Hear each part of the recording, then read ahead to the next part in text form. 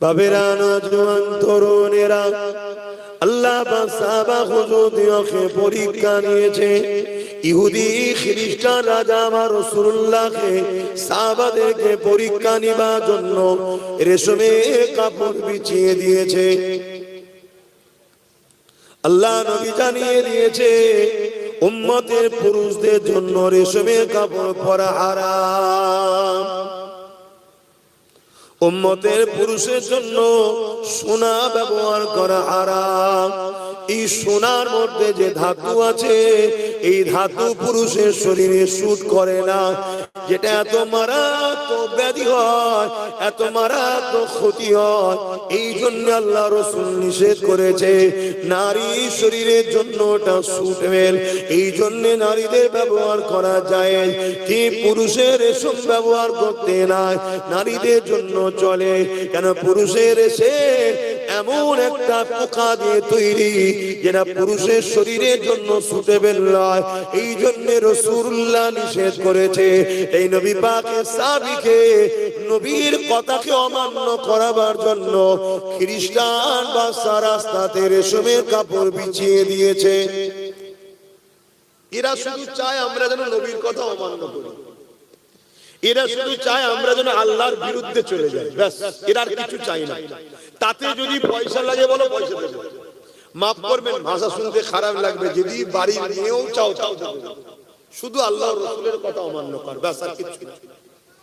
নেতা চাইবি, নেতা হবি, তোকে নেতাও বানাবে, শুনছেন তো নাকি? পদ লাগবে, এলে লিজা, শুধু আল্লাহ রাসূলের কথাকে অমান্য কর। কেন আল্লাহ রাসূলের কথা অমান্য যদি এই উম্মত না করে, আমি জাত পাকের কসম দিয়ে বলছি আল্লাহর, দুনিয়ায় কোন মা এমন সন্তান জন্ম দিতে পারেনি মুহাম্মদ রাসূলের উম্মতকে মিটাতে পারবে। জোরে বলুন সুবহানাল্লাহ। আল্লাহ বুঝতে পারছেন? আমাদের তো ভাবতে হবে যে কে আপন আর কে পর। নওজওয়ানেরা, তরুণেরা, এ নবী পাকের প্রেমিকেরা, আল্লাহ নবীর সাহাবী যখন ওই রাস্তা দিয়ে হেঁটে যাবে, হুজুরের নজরে পড়ে গেল রেশমের কাপড় বিছানো রয়েছে।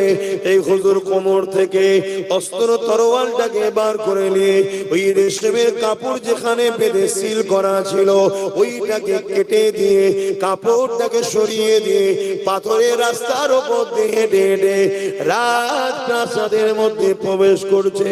রাজা দূর থেকে দেখতে লেগেছে মুহাম্মদ রাসূলুল্লাহর গোলাম, নবী পাকের অনুসারী, নবী পাকের সাহাবী, নবী পাকের পাঠানো দূত, সে রেশমের কাপড়কে সরিয়ে দিয়ে তার উপরে হাঁটলো না, সরিয়ে দিয়ে পাথরের উপর দিয়ে হাঁটতে লেগেছে, হাঁটতে লেগেছে।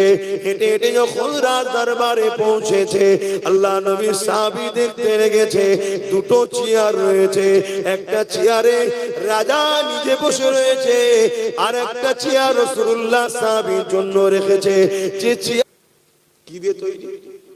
পুরুষদের জন্য সোনা ব্যবহার করা। কিভাবে সরাচ্ছে দেখছেন আমাদেরকে? কার মাথায় যাবে বলেন না?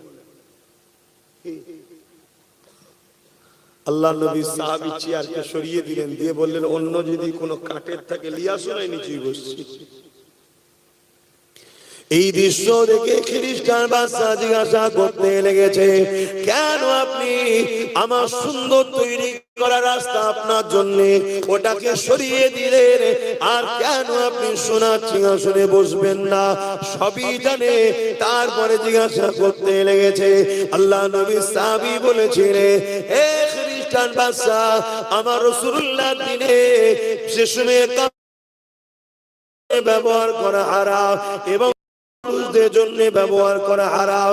আমার রাসূলুল্লাহ একটা কথা, একটা হুকুম আমাদের জানের থেকেও অনেক বেশি দামি মাইনে রাখে।